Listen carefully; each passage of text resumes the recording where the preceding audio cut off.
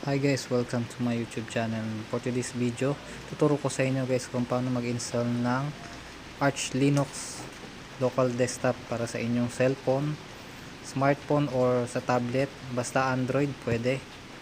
So yun guys, kung nakikita nyo, gumamit tayo dyan ng adapter, no? USB to Type-C. Gamit yung wired na mouse. Pwede rin naman Bluetooth guys.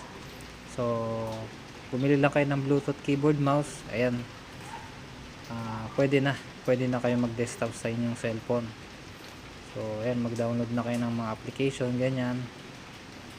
So ayan guys, una guys, punta tayo sa Google, tapos search natin local desktop, then piliin natin to.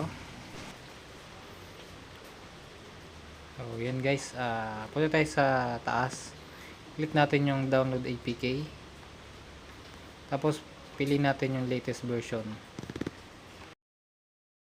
Install natin yung latest version. Andyan yung 1.3, yan.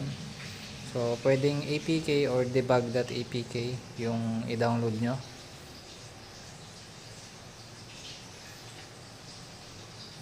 So yan, i-download natin.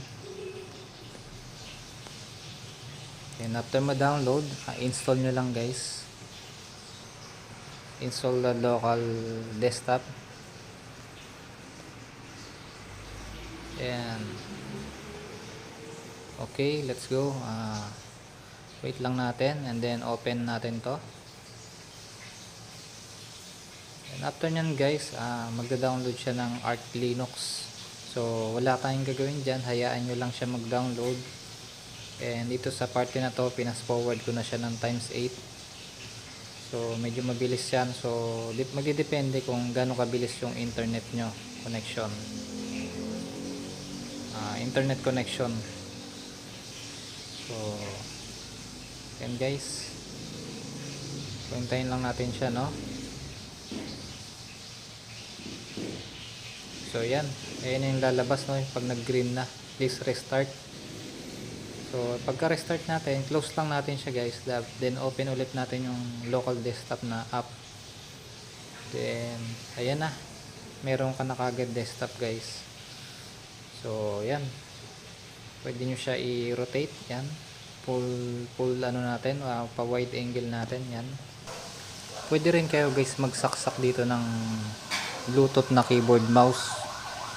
So sa ngayon kasi wala tayo available, so gagawa na ako separate video, no? So yan, check natin yung terminal. Ayan, okay siya, working.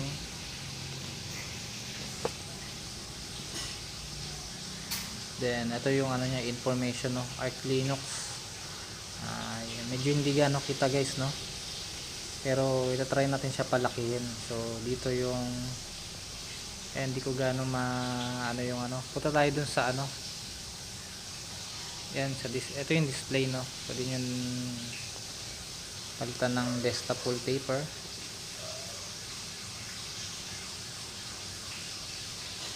Yan, kung ano na inano ko dahil hindi ko gaano mapindot. So dito guys, and yung scaling, no? Ayun yung importante.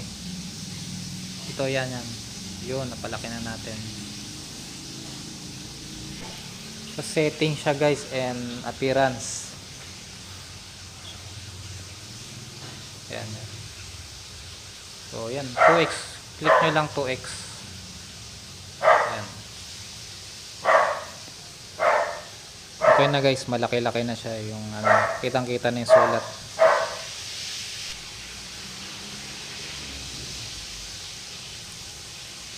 So yun, kailangan natin siya i-restart guys pag nilakihan natin. So yan, medyo malaki na yung scaling niya, no?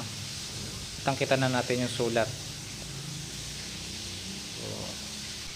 So yun lamang sa ngayong video na to guys.